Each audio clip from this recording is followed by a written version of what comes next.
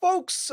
All right. So back at again with the TD Finance brought to you by Top Deck Games. Hashtag not your financial advice. We're just going to look at what's been happening over the past week in the marketplace, starting with Magic Standard. As you can see in the top losers, you don't have to pay attention to those because everyone's going crazy with Final Fantasy. So the pre-orders are through the roof, and some of these cards are just stabilizing in price, especially since most of the players right now are just play testing with even the content creators are just getting a hold of the commander decks. So there's, and of course it's not officially released, so there's not a lot of movement to be seen with some of these cards. That's why these are just, pre-order prices. They're just diving even further as people get a hold of some of their pre-orders. But let's look at the winners right now. Starting off with the very obvious one, it's Vivi Ornitier from the Final Fantasy IX series. So it started off at $80. It's now up to 83, which is very consistent. It kind of dipped down a bit, which is kind of normal for pre-order prices.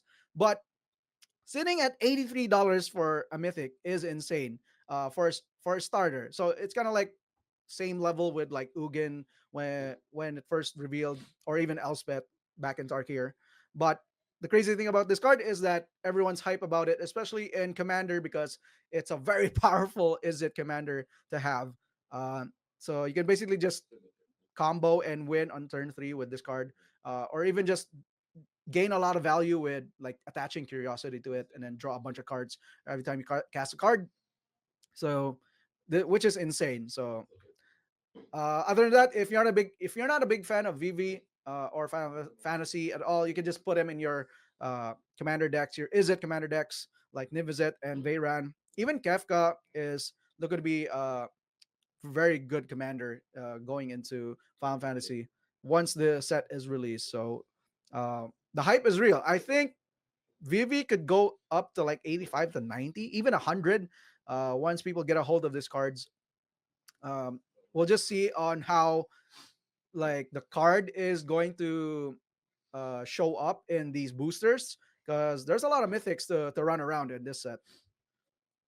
All right, so up next is Summon Knights of Round. It's the enchantment creature saga in Final Fantasy. So in 4 chapters, create 3 white knight creature tokens, and then on the last chapter, uh, other creatures you control get +2/+2 until end of turn, and put an indestructible counter on each of them.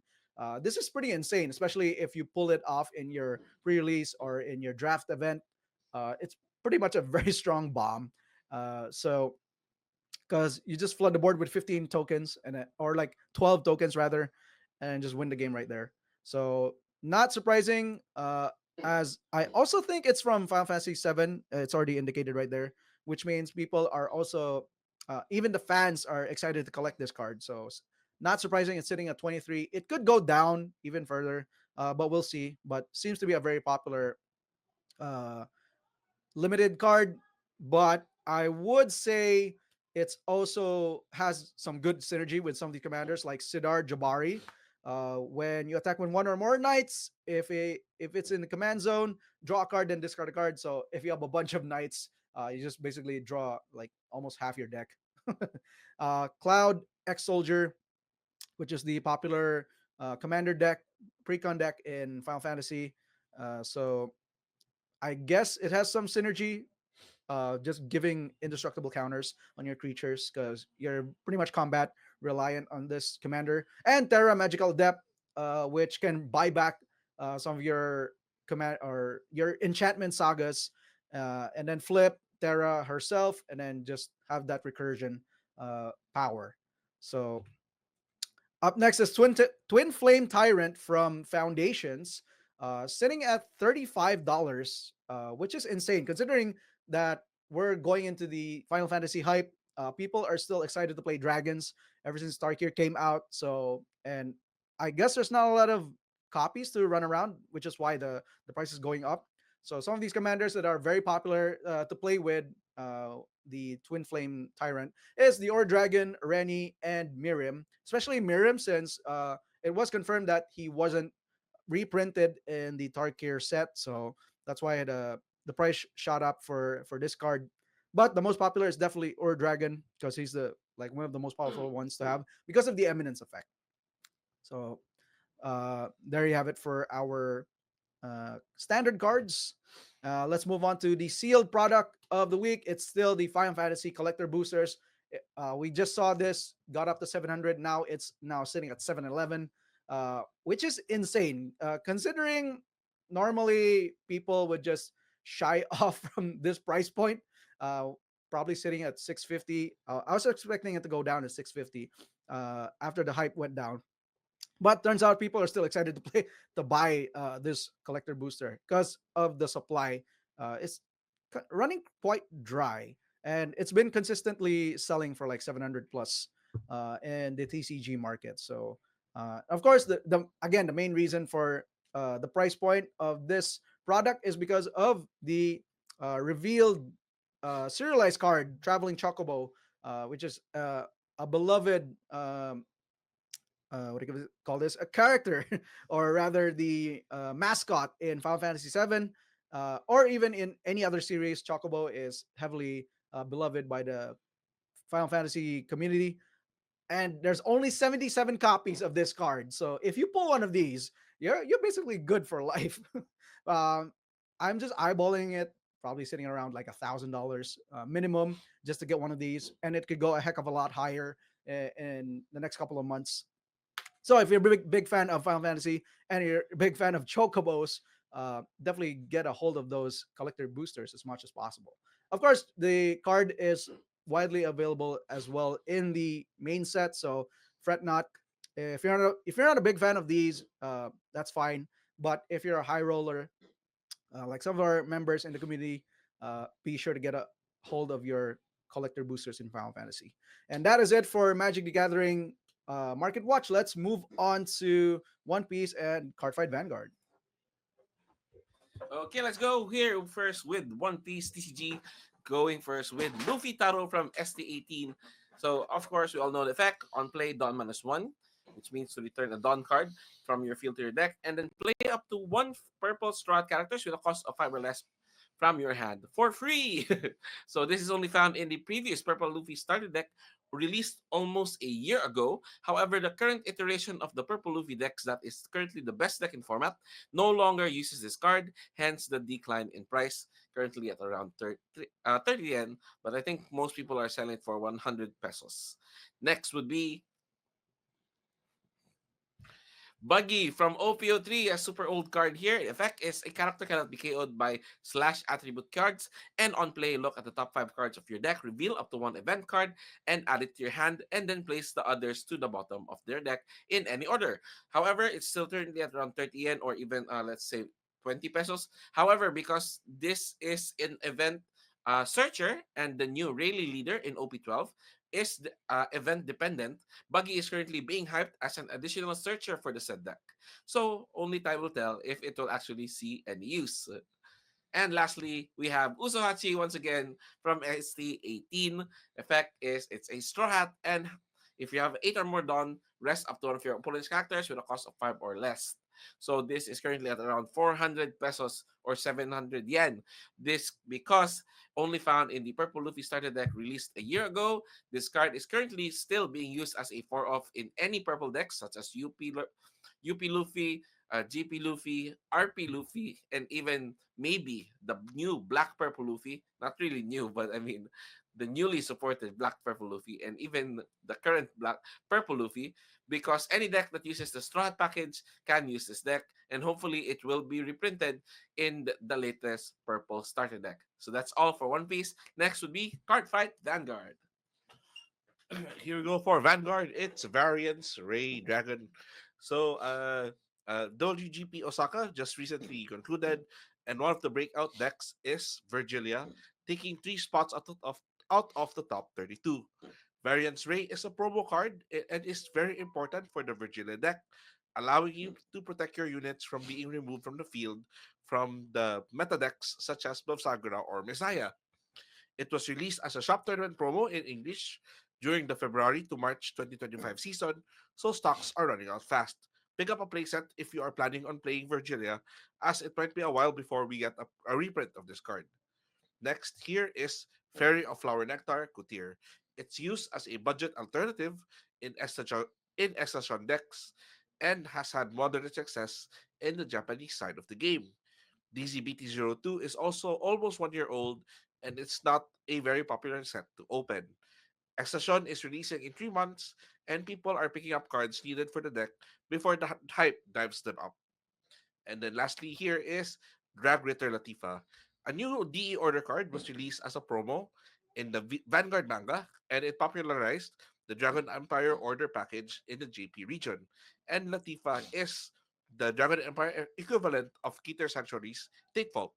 There is an upcoming reprint in the Koro Koro set, but only time will tell if the order package will have the same level of longevity as the Keter order package. So that's it for Vanguard. All right. Thank you so much, Gibro number two.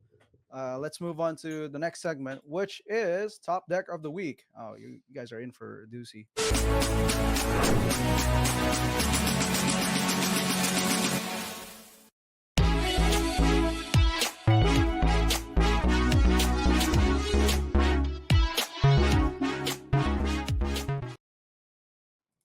All right, top deck of the week. We got a very spicy deck for you in Magic Standard.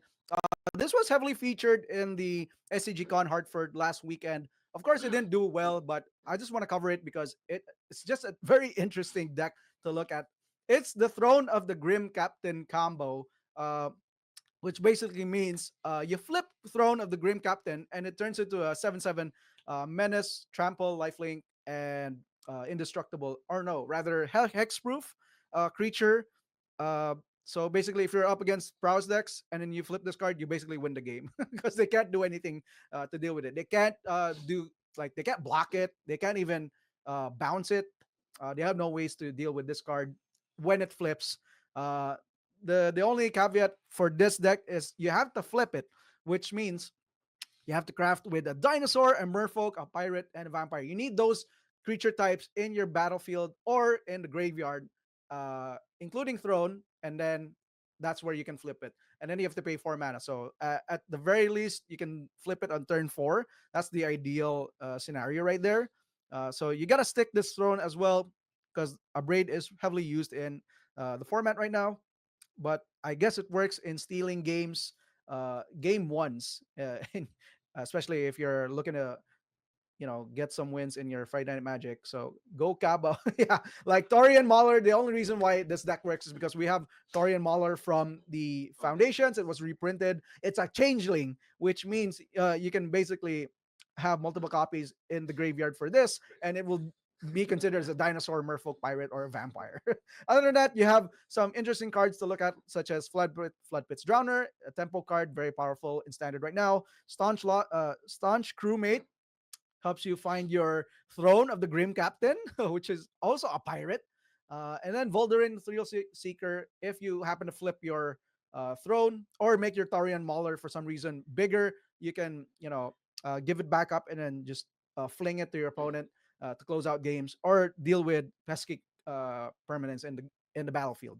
So, and the reason why there's a Galta and Maverin in the deck is because it's a dinosaur and a vampire at the same time, which there is no way you are going to cast this card. You're pretty much going to discard it in the graveyard to get it flipped with the throne.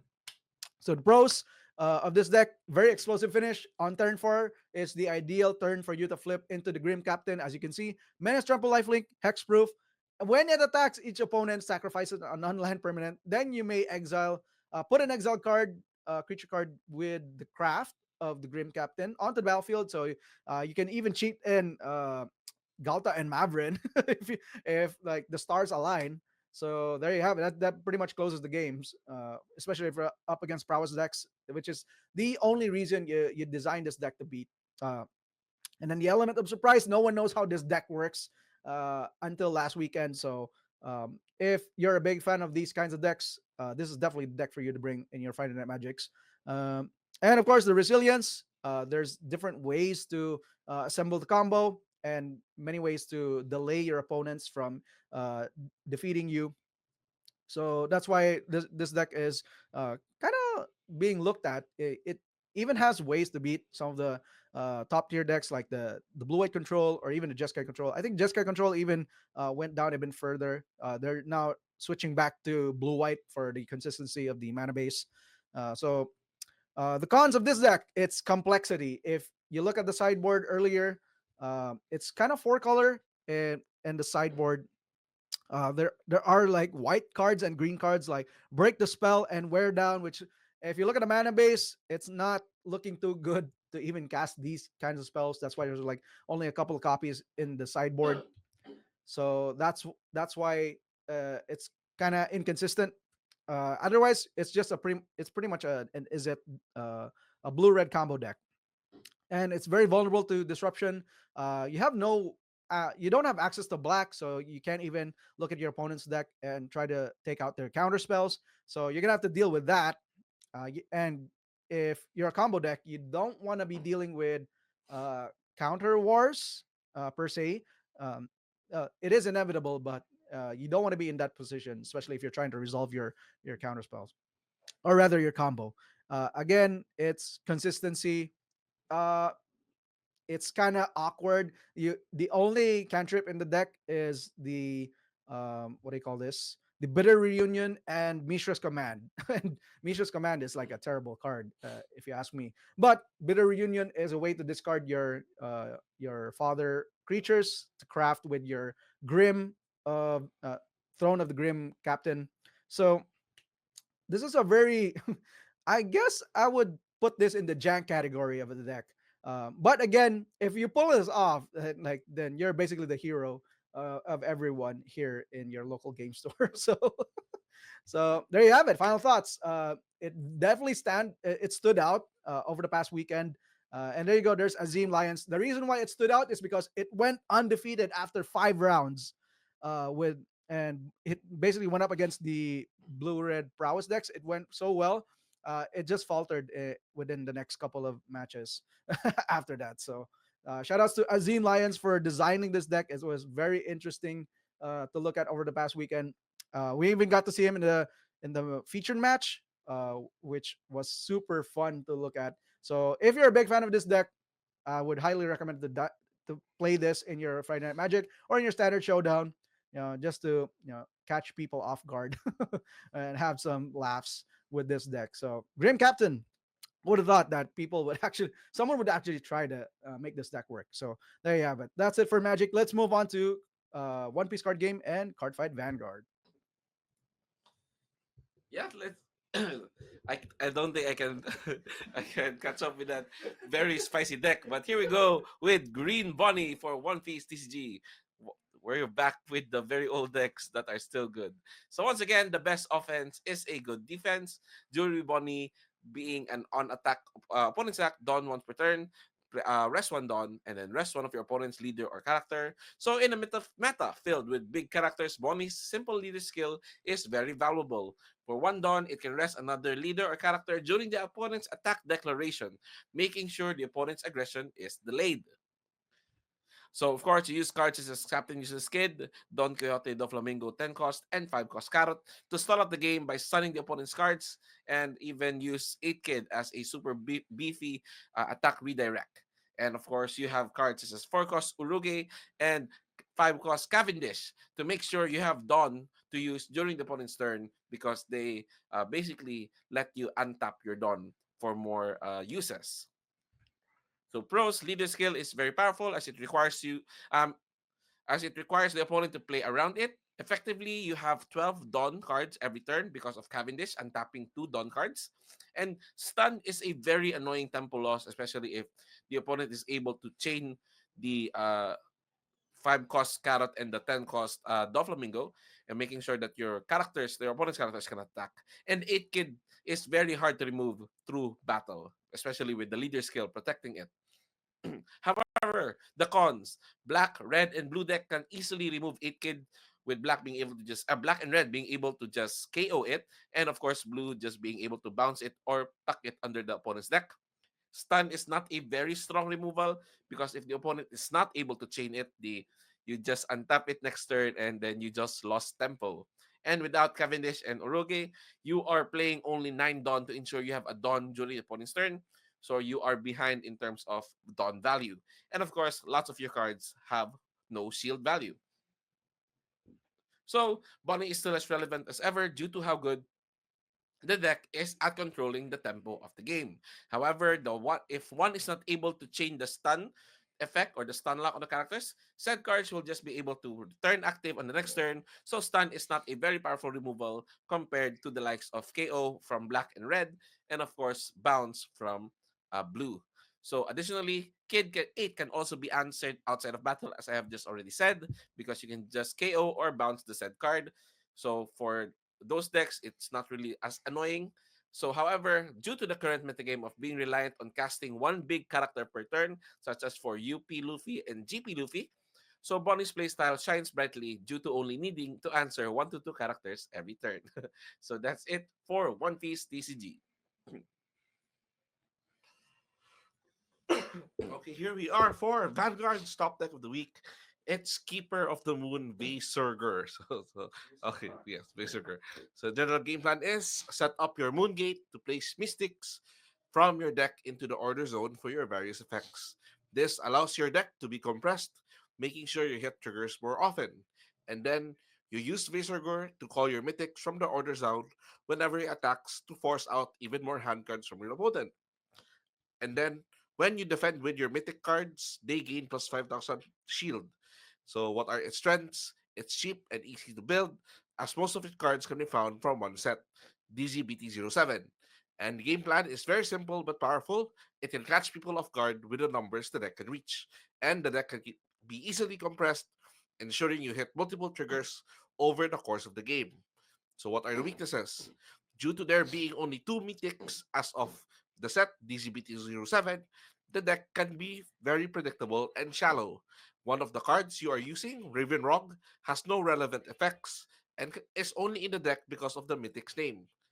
Additionally, Visorgor uses up too many resources for a deck released in 2025, and the deck can feel particularly weak against board control decks as you cannot use your mythics to intercept with and get the plus 5,000 shield boost. So, what final thoughts here are despite the many weaknesses of the deck, we are still in its first wave of support, so there is still a chance that the deck may improve over time. And the deck is as good at it is as it is, but you have to be very careful about its resources and its predictable nature.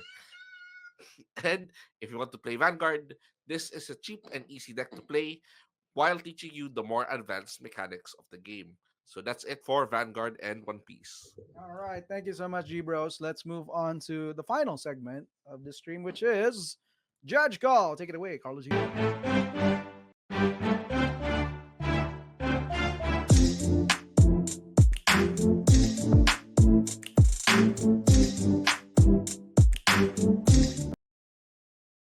All right, thank you, Carl G. Let's move on to our judge call for the week, starting with Magic. It's quite a simple one, I would say. So Kasan cast White Mane Lion that says when it enters, you may return, or rather, return a creature you control to its owner's hand.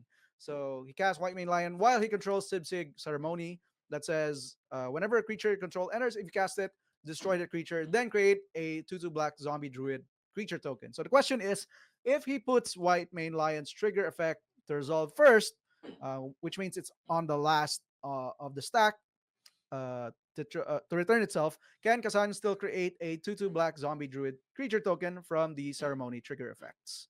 The answer is quite simple, yes, because because in the comprehensive rule 609.3, if an effect attempts to do something impossible, it does only as much as possible. So Kasan will need to follow the card's text when it resolves. With how the ceremony is worded, he attempts to destroy White Mane Lion, but the White Mane Lion has already left the battlefield as the White Mane Lion's effect resolved first. Then he creates the 2/2 black zombie druid creature token. So it's quite straightforward, but there are some cards that could have different wordings. So which would not apply in this scenario. So the keyword I would say in this judge call is the word then. So if you had this word, then you could like somehow get away with these kinds of effects. Otherwise, if there are specific uh, wording such as like target, Or uh, if you do, if you do, or if it's in the cost. yeah, or if it's targets where the target becomes illegal, then there is a chance that the effect doesn't resolve. It basically fizzles out. So that is my judge call for Magic. Quite simple for this week. Let's move on to One Piece and Cardfight Vanguard. Okay, here we have a very simple one as well. So Busoi plays Liberation, which is a 6 cost black event, which has main. If the number of your characters is at least 2 less than the number of your opponent's characters, KO up to one of your opponent's characters with a base cost of 6 or less, and one of your opponent's characters with a base cost 4 or less. So let's say Busoi does not have any characters, while Matthew has 2 characters. So the first effect, the first clause is uh, fit. So he plays Liberation and targets Matthew's Pythagoras, which is the 5 cost, and the Vega Force one, which is the 4 cost, KOing them at the same time. Assuming there are no other cards in the trash pile, can Matthew target Vega Force 1 with Pythagoras effect, which says on KO, if you have 2 or less life, just assume Matthew has 2 or less life, play up to one of your egghead type characters with a cost of 4 or less from your trash rested. So again, just a TLDR, Busoy activates a effect which KOs both characters at the same time, and can Matthew target the Vega Force 1 um, after everything has been KO'd. I would say yes. I'm pretty sure the card should see itself to play another card from the trash. Yeah, let's see. So yes, that's Yay! correct, Jason. Since most cards are sent to the trash at the same time, Pythagoras can choose Vega Force 1 as a target for the effect. All right. Yay! Congrats, Matthew. Let's move on to Vanguard. Okay, here we go. So Zack has Triumph Dragon as his vanguard. In the previous turn, his opponent uses Blandemire's Divine Skill, nullifying all of Triumph Dragon's abilities. Zack does not reride and calls Drag Ritter Quakoza, which says when this is placed, if you have a vanguard with Persona Ride, Soul Blast 1, and get a Persona Shield. Can Zack use Quakoza's effect to Soul Blast 1 and get Persona Ticket to the hand? Zach doesn't rewrite the Vanguard. Yeah, so it's still Triumph Dragon's effect is still nullified. So Hmm. that's fine. So the answer here is yes. Oh. Even if Blankmeyer nullifies all of Zack's Vanguard's effects, it does not remove their icons. As such, Triumph Dragon is still a Vanguard with Persona Ride. Zack can use Kokoza to put a Persona Shield ticket to hand. So that's it. All right. Thank you so much, Gibro number 2. That's it for us this week. TD Talks episode number 60. This is TD Bapo with the G Bros 1 and 2. Yep, you got to take that phone call because we'll be going. Later, guys. Bye.